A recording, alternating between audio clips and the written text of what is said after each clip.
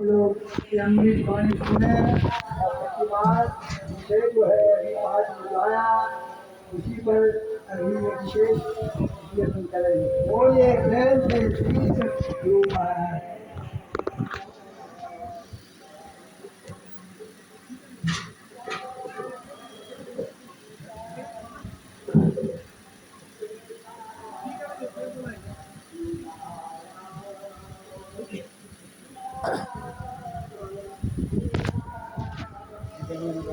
बोलिए प्रेम से श्री सद्गुरु महाराज की, श्री सद्गुरु महाराज की, श्री सद्गुरु महाराज की।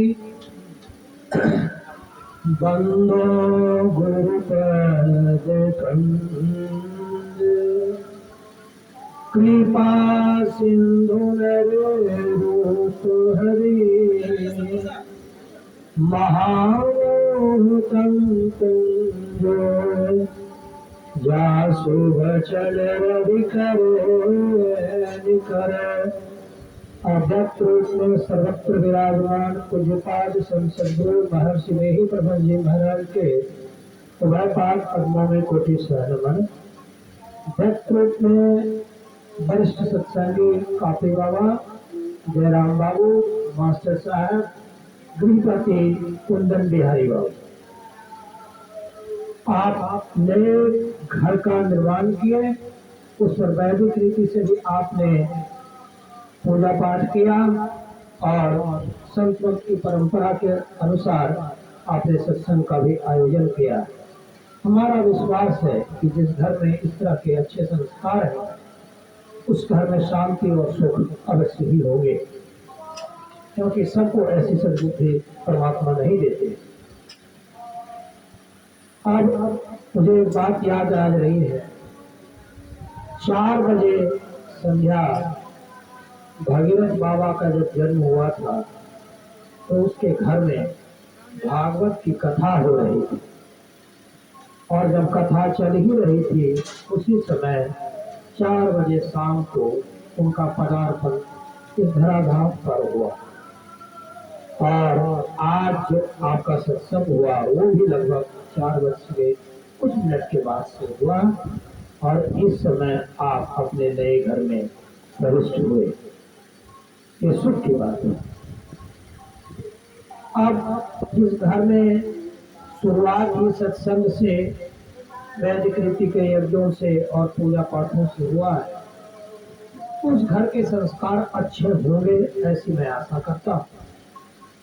और ये भी मैं आशा करता हूँ जैसे अभी ये साधु को बुलाकर सत्संग कराए, बाद में भी कभी जब खाली रहेंगे और मन में कुछ अशांति इत्यादि हो तो साधु महात्माओं को बुलाकर सत्संग श्रवण करने से मन में सुख और शांति होती है।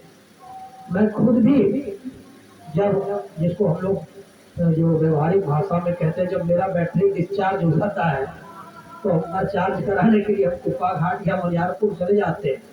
आजकल तो हमारा चार्जिंग ज्यादा बढ़ गया है, महीना का 25-20 दिन तो बाहर ही चार्ज ही कराते रहते हैं। तो साधु का दर्शन करने से शांति सुख होता है। बाबा कबीर ने कहा, दर्शन की जाए साधका दिन में कई बार, दिन में कई बार, दिन में कई बार। साधु का दर्शन दिन में कई बार किया, क्या खास बात? हम मंत्री के दर्शन क्यों न कर रहे? क्या शहर में मंत्री नहीं है? हम विधायक के दर्शन क्यों न कर रहे? सांसद के दर्शन क्यों न कर रहे? डीएम के दर्शन क्यों न कर रहे? साधु का क्यों कर रहे? साधु तो उल्टे प्रवचन करेंगे, दर्शन देंगे तो दक्षिणा भी मांग लेंगे, ये डीएम इत्यादि तो नहीं मांगेंगे, वो कुछ देंगे ही देंगे। तो फिर फर्क क्या है दोनों में? फर्क है परमार्थ का। आपको संसार में कोई कुछ दे सकता है तो वो साधु और संत होता है, और संसार का कोई कुछ आपको दे सकता है तो वो डीएम होते हैं, विधायक होते हैं, मंत्री होते हैं, सांसद होते हैं। यही दोनों में अंतर है। हमारा धरती पर आना हुआ है धरती से जाने के लिए। जो जो जन्मता है वो मरता ही मरता है। मैं राधा स्वामी संप्रदाय के जो ओरिजिनेटर हैं, उनकी उन्होंने किताबें तो नहीं लिखी, उन्होंने प्रवचन कहे। उन प्रवचनों को उनके शिष्यों ने हाथ से उतार रखा था, 2 किताबों में छापा। 2 किताब थी उनकी। तो उन्होंने लिखा था कि मैं 6 वर्ष की अवस्था से मैं शरीर त्याग करते समय शरीर कैसे त्यागूंगा इसकी तैयारी कर रहा था। कहने का मतलब समझने के लिए आप समझ सकते हैं कि एग्जामिनेशन ऑफ डेथ, मृत्यु की परीक्षा पास करने की तैयारी कर रहा था। ऐसा हुजूर स्वामी जी महाराज राधा स्वामी संप्रदाय के संस्थापक करे। परंतु हम जब संसार में आते हैं तो संसारी ज्ञानियों के द्वारा हमको अपने लक्ष्यों से विकृत कर दिया जाता है, हटा दिया जाता है, और जो मन सो लक्ष्य हमारे द्वारा बनवा दिए जाते हैं। सच तो यह है, मैंने अभी पाठ भी करवाया, विषय तो है गृह प्रवेश यह है, परंतु यह पाठ मैंने कहा जो दूसरा पाठ आपने जय गुरु महाराज की वाणी का, संसार नश्वर है, दुखद है, ये बिल्कुल सही बात है और बहुत आवश्यक बात है। अगर आप संसार को सुख देने वाला जगह मानकर रहेंगे, ये बाद में आपको दुख दे। यह संसार बीच का एक पड़ाव है।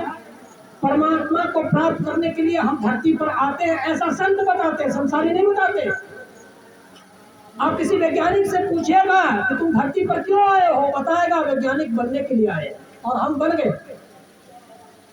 किसी मंत्री साहब से पूछिए आप धरती पर क्यों आए हैं, बोले कि हम शासन करने आए हैं और शासन कर लिए। परंतु महर्षि में ही परमहंस महाराज से जब ये बात पूछी गई तो उन्होंने कहा, देह धरे कर यही फल भाई, भजिए राम सब काम बिहारी। सारे कामों को त्याग को, यदि तुमने मनुष्य का शरीर धारण किया है तो सारे संसार के काम को त्याग कर दो और राम का भजन करो। राम राम राम राम राम राम जपते जपते तो वाल्मीकि को निर्वाण मिल गया। बाबा वाल्मीकि निर्वाण पद को प्राप्त कर। परंतु संसार का आप कुछ भी करेंगे तो अंत में आपको दुख मिलेगा। हुजूर स्वामी जी महाराज आगे कहते हैं, ज्ञानी रोता है। आप बहुत किताब पढ़ लीजिए, 100, 150, 200, 400, 5000, 10,000, 20,000, लाख, फिर आप 150, 200, 500, 1000 किताब लिख भी लीजिए। अंत में आपको जब दुनिया से जाएंगे तो बस आंसू और आंसू और आंसू मिलेगा, रोते रहिए। फिर आगे उन्होंने कहा कि ध्यानी रोता है, जो बैठ के समाधियां लगाता है, हिमालय पर समाधि लगाता है, जंगल में ध्यान करता है, गुफाओं में ध्यान करता है, कहा वो भी रोएगा। कैसे रोएगा, कैसे रोएगा? आप तो कहेंगे बाबा तो जितने बाबा हैं हिमालय पर ध्यान करते हैं सब रोने वाले लोग हैं। हाँ, रोने वाले, वो भी रोने वाले लोग। इसलिए रोने वाले लोग हैं कि वो ध्यान तो करने गए गुफाओं में, परंतु किसी साधु संत के चरण के शरण नीचे ध्यान नहीं किए। जो संत चरण में रहता है उसका कोई तीनों लोगों में बाल बाका नहीं कर सकता। संत चरण में रहकर जो ज्ञान की आराधना करता, जो ध्यान की उपासना करता, उसका तीनों लोगों में कोई बाल बाका नहीं कर सकता है। संत चरण को ठुकरा कर किया गया सारा काम अंत में दुख देने वाला होता है। पहले तो हम इतना जानते थे कि बहुत लिखेंगे पढ़ेंगे तो रोना पड़ेगा, इतना तो हम जानते थे, अपने से ही जानते थे। परंतु संतों को समझने पढ़ने से बहुत कुछ ज्ञान होता है। हुजूर स्वामी जी को पढ़ने से पता चला कि नहीं नहीं नहीं नहीं, आप ध्येता भी अच्छे रहे। हिमालय पर चले गए, बहुत सारे महात्मा हैं। एक महात्मा जी गुरुशरण बाबा है, वो हिमालय पर जाते हैं ध्यान करने।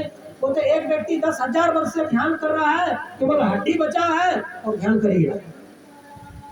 उस पर भी हुजूर स्वामी जी महाराज ने ब्रेक लगाया और कहा नहीं, अगर आप संत चरण में ध्यान नहीं करते तो फिर आपको रोना पड़ेगा। इसी को भगवान बुद्ध ने कहा, बुद्धम शरणं गच्छामि, धम्मम शरणं गच्छामि, संघम शरणं गच्छामि। जहाँ साधुओं का संघ निवास करता है, उसकी शरण लो। जैसे अभी आपने कुंदन बिहारी बाबू ने एक महात्मा को बुलाकर सत्संग कराया है, यही जब विस्तृत रूप लेता है, कई महात्मा के साधु का संग जब आकर बैठता है एक जगह है, और उसकी चरण शरण में आपकी उसकी छत्र छाया में जब आप बैठते हैं, उसी जगह को धरती का सबसे सुखद और सुरक्षित जगह संतों ने बताया है। ये बातें मैं संतों के हिसाब से कह रहा हूँ, ना तो इंजीनियर्स के हिसाब से, ना तो डॉक्टर्स के हिसाब से, ना ही प्रोफेसर्स के हिसाब से, ना ही मिनिस्टर्स के हिसाब से, मैंने संतों के हिसाब से कहा। हमने सुना था, हम लोग भजन में भी सुनते हैं, भजमन संत चरण सुखदाई, भजमन संत चरण सुखदाई। ऐसा नहीं कहा कि भजमन राष्ट्रपति चरण सुखदाई, भजमन प्रधानमंत्री चरण सुखदाई, ऐसा नहीं कहा संतों ने, कहा संत चरण। अब जब संत चरण को छूने के लिए जाओगे तो आपको कैसा सुख मिलेगा? सुख के कई प्रकार हैं। संसार में जो आपको सुख इंद्रियों से दिखता है वो सुख नहीं है। वो दिखता है कि सुख है, परंतु होता नहीं है। वो ट्रांजिटरी हैप्पीनेस है, क्षणिक सुख है, जिसका मोमेंट्री है, वो अल्पकालिक है, उसका विनाश कुछ काल में हो जाएगा और फिर आपको दुख दुख दुख दुख, रोना रोना रोना रोना रोना आएगा।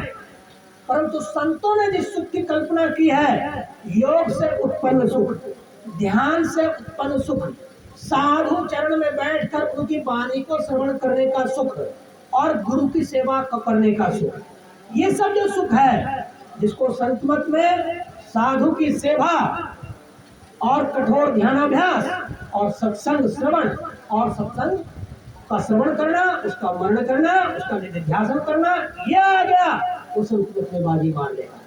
आपको पता ही है कि मैं यही विजयनगर में हमसे 10 वर्ष के छोटे महात्मा पूज्य आशीषानंद बाबा की सेवा करके साधु बना। दुर्भाग्यवश परमात्मा ने उन्हें तो हमसे छीन लिया, परंतु वो महापुरुष मेरे जीवन में नहीं होते तो मैं आज महात्मा बन भी नहीं, उन्हीं की कृपा से। मैं कभी ऐसा नहीं कहा कि मेरे गुरु हमसे 10 वर्ष छोटे हैं तो मैं ध्यान नहीं सीखूंगा। हमें जो गुरु मिले, जैसे मिले, जैसा पाठशाला प्रारंभिक मिला, मैं उसी में जाकर अध्ययन किया। और मैं कुटिया में झाड़ू मारा, बर्तन धोए, गुरु के पांव दाबे, जूठे बर्तन साफ किए और 8 वर्ष तक उनके चरण शरण में रहकर तब मैं ध्यान सीखा। ये ध्यान सीखने की महत्ता है। इसमें आप कहेंगे अरे ये गुरु तो ये दोष है। गुरु में दोष हो सकता है, जो गुरु में दोष होते हैं परमात्मा गुरु को दंडित करेगा। अगर शिष्य में दोष नहीं रहेगा और शिष्य की भक्ति अच्छी रहेगी तो फिर उसको अच्छे बड़े गुरु मिल जाएंगे। आज का जो पाठ है वो मनुष्य शरीर की उपादेयता, मोमेंटसनेस ऑफ द ह्यूमन बॉडी, इसकी महत्ता क्या है। यह शरीर हमें मिला है, परमात्मा ने हम पर कृपा की है। हम जब मनुष्य नहीं थे तो 84 लाख योनियों में भटक रहे थे। कभी गधा होंगे, कभी सांप होंगे, कभी बिच्छू होंगे, कभी गाय होंगे, कभी भैंस होंगे, कभी कुछ होंगे। 84 लाख में जोड़ते चलिए क्या क्या होंगे, अनगिनत होंगे। परंतु परमात्मा ने अकारण ही, बिना कारण के हम पर कृपा की, क्योंकि प्रभु कृपालु होते हैं, दयालु होते हैं। कृपा करके हमें मनुष्य का शरीर दिया।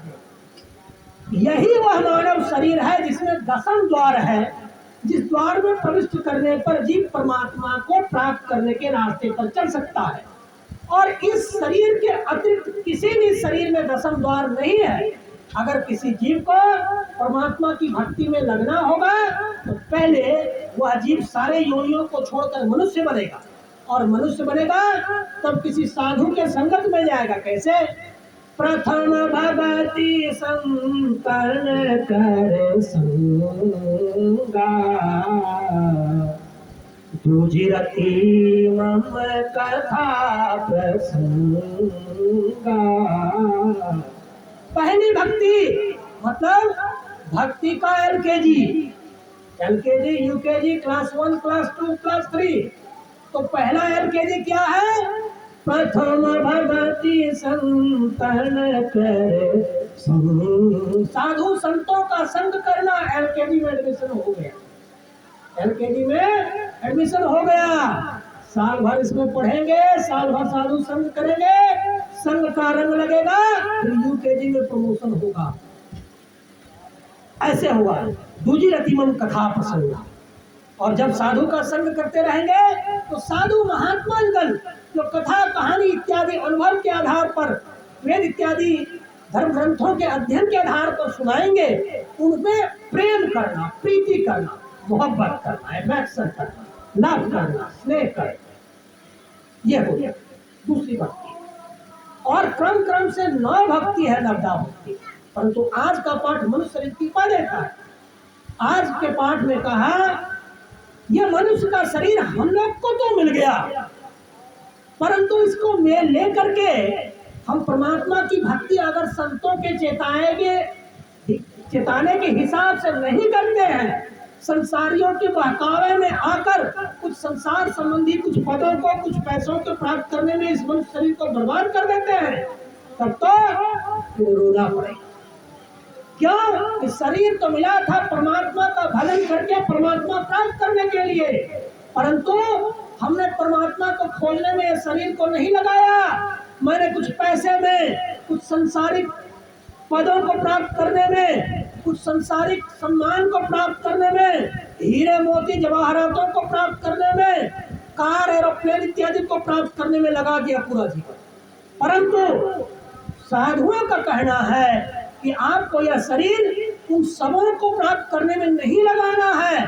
साधु संगति या सत्संग इसलिए कराया जाता है कि आप इस शरीर में आकर, साधु जन तो एक भाया होता है, भाया, जैसे हमको कटिहार जाना है तो भाया भागलपुर, हमें परमात्मा प्राप्ति करने के लिए प्रयास करना है तो भाया साधु महात्मा। साधु महात्मा के भाया होते हुए ही परमात्मा जाते हैं।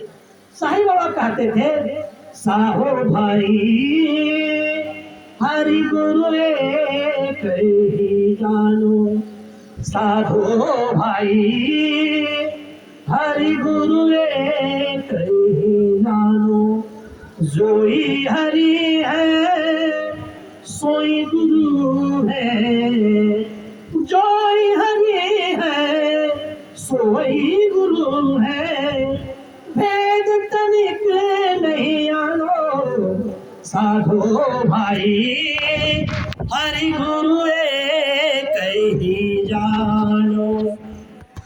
हे साधु, परमात्मा और गुरु दोनों को एक ही मानो। तो आप गुरु कहेंगे किसको? गुरु, हम लोग के गुरु तो महर्षि में ही ब्रह्मा जी महाराज है, परंतु वो शरीर में नहीं है, वो इष्ट है। गुरु साधु को भी गुरु माना गया। जैसे मैंने कुछ आशीषानंद बाबा को अपना गुरु माना, वो हमसे शरीर के उम्र के हिसाब से 10 वर्ष छोटे थे, फिर भी ध्यान विद्या में हमसे बड़े थे, मैंने उनको गुरु माना। साधु को गुरु क्यों कहा गया? तो इस पर गुरु महाराज कहते हैं, भजो साध गुरु साध गुरु साध गुरु है, भजो साध, वो भजो साध गुरु साध गुरु साध गुरु है, भजो साध गुरु। साधु जो कि गुरु है उसका भजन करो, साधु जो गुरु है उसका भजन करो। साधु को भी गुरु माना गया, इष्ट गुरु महाराज परमात्मा को माना गया। गुरु तो छोटे भी होते हैं, जैसे आपका छोटा बच्चा है या भतीजा है, बहुत सारे ज्ञान में आपसे ज्यादा है, तो आपको उससे भी सीखना पड़ेगा। उसी तरह से साधु महात्मा भी होते हैं, उम्र में आपसे छोटे हो सकते हैं, परंतु ध्यान का उम्र उसका लंबा है, इसलिए उसको भी गुरु मान के चलना पड़ता है। ऐसे ही है। तो अब कहा कि हमें विषयों में नहीं बहना चाहिए। विषय 5 हैं, रूप रस गंध स्पर्श शब्द, यही संसार है। और यही संसार में यदि हम बह जाएंगे तो इन 5 विषयों को त्याग करने के बाद जो सुख हमें मिलता है, उन सुखों से हम वंचित रह जाएंगे। परमात्मा विषयों में बहना नहीं है, विषयों से हटकर निर्विषय में मन को लगाना। निर्विषय जिसका कोई विषय नहीं, जो संसार ये तन नाव द्वार हो रामा, आती ही मलिन हो ठामा, काननाव द्वार हो राम, आती ही मनी न हो थामा, त्यागी चढ़ोगा सम दुआरे, सुख पाओ रे भाई, त्यागी चढ़ोगा सम दुआरे, सुख पाओ रे भाई। 9 द्वार से, संसार के जो 9 द्वार हैं वो कौन द्वार हैं? 2 आंख के रास्ते, 2 नाक के रास्ते 4 हुए, 1 मुख 5 हुआ, 2 कान का रास्ता 7 हुआ, 1 पेशाब करने का रास्ता 8 हुआ, 1 पैखाना करने का रास्ता वो 9 हुआ। तो काननाव द्वार हो रामा, आती ही महीने होता। ये सब इस रास्तों से जब हम चित्त की वृत्तियां हमारी जाती है, ये रास्ते सब गंदे हैं, मलिन है, दुखद है, दुख को देने वाले हैं। त्यागी चढ़ोगा सम दुआरे, सुख पाओ रे भाई। इन रास्तों को त्याग दो, छोड़ दो, और 10वां द्वार जो है उसमें चढ़ जाओ। कैसे चढ़ोगे? गुरु की कृपा से, साधु की भक्ति से, साधु का चरण सेवन करने से। गुरु की भक्ति, साधु की सेवा, यह जिसको संत मत में आ गया उसको और किसी ज्ञान की आवश्यकता नहीं है। एक बार की बात है, गोड्डा जिला में एक बहुत बड़े महापुरुष, त्यागी, ध्यानी, ज्ञानी, वैरागी रहते हैं। उनका है नाम है पूज्य पंचानंद बाबा। मैं गया के सत्संग में गया था। आप सबको विदित है कि महात्मा को पत्नी होती नहीं है, और जिसकी होती भी है तो उसको छोड़ देते हैं ज्यादातर। वो महापुरुष थके मारे गया के सत्संग में पहुंचे, और इस तरह से सोए थे कि उनको उठने की भी शक्ति नहीं थी, मंच पर जाने की भी शक्ति नहीं थी। मैं उनको देखकर समझ गया कि बाबा थके मांझे हैं, ये तो मंच पर चलने, अभी तो उठ ही नहीं बैठ पाए, उठकर बैठ ही नहीं पाएंगे, तो मंच पर जाएंगे कैसे? मैंने उन्हें आदेश प्राप्त किया, उन्होंने मुझे आदेश दे दिया, हाँ तुम मेरी चरण सेवा कर सकता है। मैंने उनके पाँव डाला। पाँव डालने के बाद बाबा स्थिति में पहुंच गए कि वो उठकर बैठने में सक्षम हो गए। तदुपरांत जब मैं ध्यान पर बैठने के लिए गया तो 20 वर्ष के ध्यान के प्रयास में जो मुझे समाधि नहीं मिली थी, मात्र 15 या 16 सेकंड में वो ध्यान मेरा लग गया। यह है गुरु चरण की सेवा की महत्ता। आपको अगर किसी साधु के चरण दाबने का मौका मिल जाए तो आप समझ लीजिए कि आपको उसी धरती पर जीते जागते स्वर्ग की प्राप्ति हो।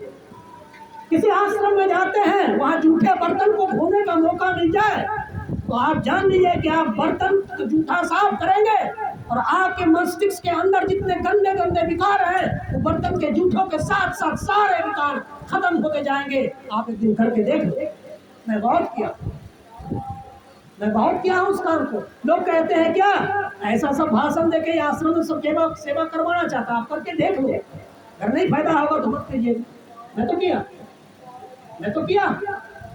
साधु की सेवा, संतमत की सार भक्ति यही है। साधु की सेवा, सत्संग और कठोर ज्ञानाभ्यास। एक हमारे मित्र हैं अनुज, उनका नाम है पृथ्वी बाबू।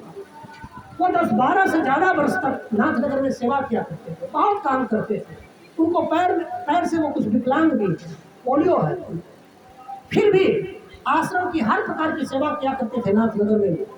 और करते करते अभी जब वो 10 या 15 वर्ष की सेवा के बाद तो क्यों के आसपास आश्रम बनाए, तो सुनने में आता है उस सेवा में ऐसा ताकत हुआ कि वो 36 घंटे तक लगातार समाधि लगाने की क्षमता रखते।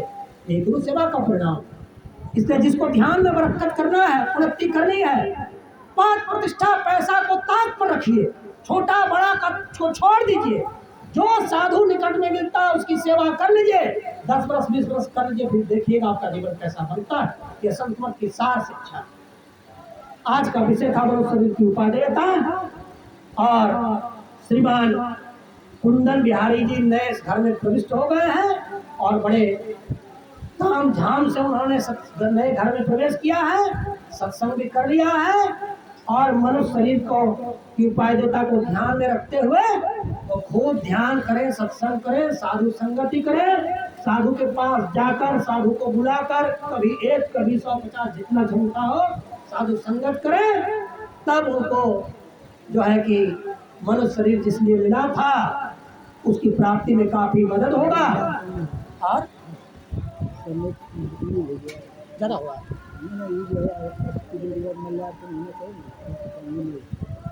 अच्छा हो जाएगा। तो अब है कि कल से ही लोग सभी लोग कार्यक्रम यहाँ में लगे हुए हैं, तो हमारा ख्याल है कि सब लोग थके भी लग रहे हैं क्योंकि सभी लोग उपस्थित नहीं हो पा रहे हैं। और तो इसी तरीके से हम लोग जो जहाँ जहाँ इस जिले में सत्संग होता है सभी लोग आएँ और साधु की सेवा के महत्व को समझें, क्योंकि संस्कृत जो है एक बहुत व्यवहारिक धर्म है, किताबी धर्म नहीं है, ये प्रैक्टिकल रिलीजन है। और अन्य धर्मों की तरह अगर इसे भी केवल किताबी बना दिया जाएगा तो संस्कृत की जो एक विशेषता है, संस्कृत कहने में नहीं करने में विश्वास करता है। और संस्कृत को सूरत सद्योग और दृष्टि योग का गौरव भी प्राप्त। और हम लोग मानस जप, मानस ध्यान, दृष्टि साधन और सूरत सद्योग की उपासना करते रहे।